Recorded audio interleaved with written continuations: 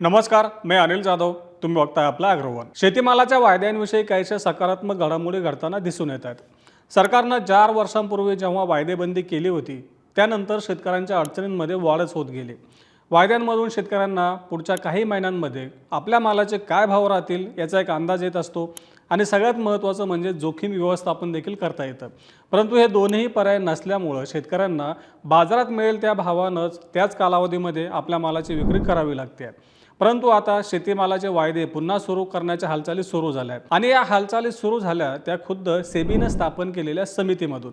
मग नेमकं या समितीने काय शिफारशी केल्या आहेत आणि या समितीच्या अहवालानंतर खरंच वायदे सुरू होतील का, तशी शक्यता आहे का, सरकारनं वायदेबंदी नेमकी का केली होती, कोणत्या शेतीमालाच्या वायद्यांवर बंदी आहे याचाच आढावा आता आपण व्हिडिओतून घेण्याचा प्रयत्न करणार आहे. आता आपल्या सगळ्यांना आठवत असेल की डिसेंबर 2021मध्ये केंद्र सरकारनं 7 शेतीमालांच्या वायद्यांवर बंदी घातली होती. त्यावेळी सरकारनं सांगितलं होतं की वायद्यांमुळे या शेतीमालांच्या भावामध्ये अवास्तव तेजी येते, म्हणजे वायद्यांमुळे शेतीमालाचे भाव वाढतात. वायद्यांमध्ये भाव वाढल्यामुळं बाजारपेठांमध्ये खाली भाव वाढतात आणि याचा फटका हा ग्राहकांना बसतो, महागाई वाढते. असा दाखला देत केंद्रीय वाणिज्य मंत्रालयानं डिसेंबर 2021मध्ये 7 शेतीमालांच्या वायद्यांवरती बंदी घातली होती. मग हे शेतीमाल कोणते आहेत ते देखील बघूयात. या वायदेबंदीमध्ये सोयाबीनसह सोया तेल आणि सोया पेंट, मोहरीसह मोहरी तेल आणि मोहरी पेंट, कच्चे पाम तेल, हरभरा, गहू, बिगर बासमती तांदूळ आणि मुगाचा समावेश होता. आता या महत्त्वाच्या शेतीमालांचे वायदे बंद केल्यामुळं शेतकऱ्यांच्या देखील अडचणी झाल्या होत्या. एका बाजूला सरकार बाजार सुधारणांच्या नावाखाली शेतकऱ्यांनी आधुनिक बाजारपेठेमध्ये पाऊल ठेवावं असं आवाहन करतं आणि दुसरीकडे मात्र गेल्या 4 वर्षांपासून या महत्त्वाच्या शेतीमालांचे वायदे बंद आहेत. त्यातल्या त्या सोयाबीनचे वायदे बंद असल्यामुळं केवळ व्यापारी किंवा उद्योजकच नाही तर शेतकरी देखील अडचणीत आले होते.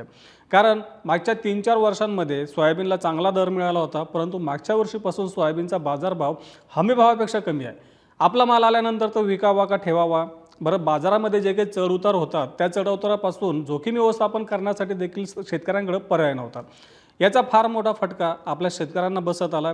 केवळ सोयाबीन उत्पादकच नाही, हरभरा असेल, मूग असेल, तसंच तांदूळ असेल, गहू असेल, या उत्पादक शेतकऱ्या किंवा शेतकरी उत्पादक कंपन्या आहेत, या कंपन्यांना देखील मोठ्या प्रमाणात नुकसान सहन करावं लागलं होतं.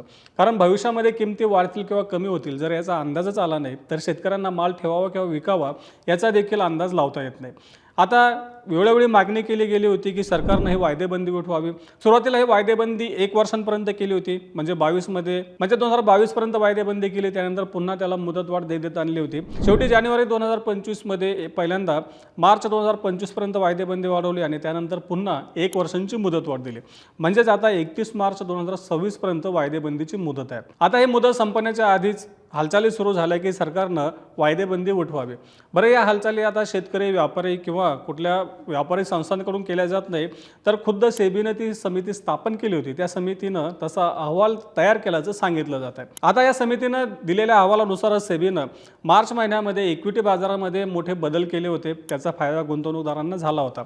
आता ही समिती कमोडिटी बाजारावर आपला अहवाल देणार आहे. कमोडिटी मार्केटमध्ये जो शेतीमाल आहे आणि जो बिगर शेतीमाल आहे म्हणजेच तेल आहे, त्याच्यानंतर जे काही मेटल्स आहेत, तर या सगळ्या कमोडिटी बाजारावर सुधारणांसाठी ही समिती अहवाल देणार आहे. ही समिती आपल्या अहवालामध्ये 7 शेतीमालावरची वायदेबंदी उठवावी अशी शिफारस करणार आहे असं सूत्रांनी सांगितलं. रॉयटरनं या संदर्भात बातमी दिली आहे. रॉयटरनं आपल्या बातमीत असं सांगितलं की ह्या ज्या घडामोडी सुरू आहे या घडामोडीशी संबंधित काही सूत्रांनी माहिती दिली की या समितीच्या अहवालामध्ये वायदेबंदी उठवण्याची शिफारस आहे. ही शिफारस करताना या समितीनं एक डेटा सेट तयार केला आणि या डेटा सेटमध्ये वायदेबंदी करण्याच्या आधी या शेतीमालाचे बाजारभाव काय होते आणि वायदेबंदी केल्यानंतर या शेतीमालाचे बाजारभाव काय होते याची तुलना केली आहे.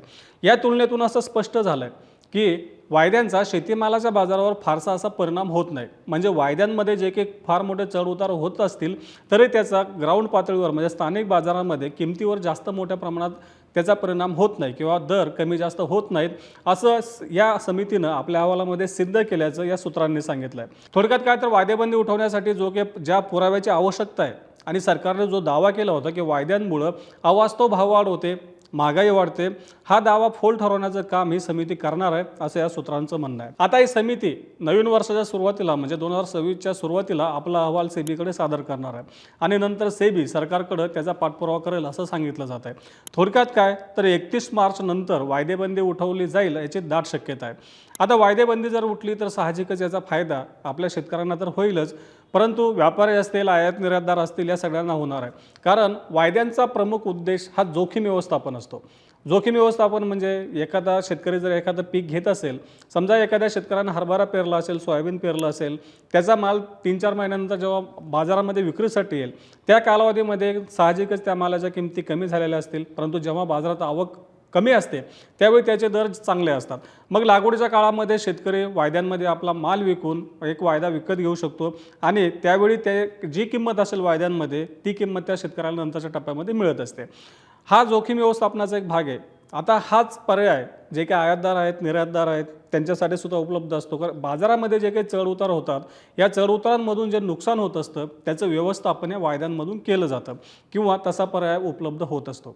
त्यामुळे वायद्यांची आवश्यकता असते. सगळ्यात महत्त्वाचं म्हणजे भविष्यामध्ये पुढच्या कालावधीत नेमकं बाजारपेठेमध्ये काय येऊ घातलं त्याचे संकेत या वायद्यांमधून आपल्याला मिळत असतात. म्हणजे तिथले जे काही दर असतात त्या दरातून एक अंदाज लावण्याला मदत होते की पुढच्या टप्प्यामध्ये आपल्या शेतीमालाचे बाजारभाव काय राहू शकतात.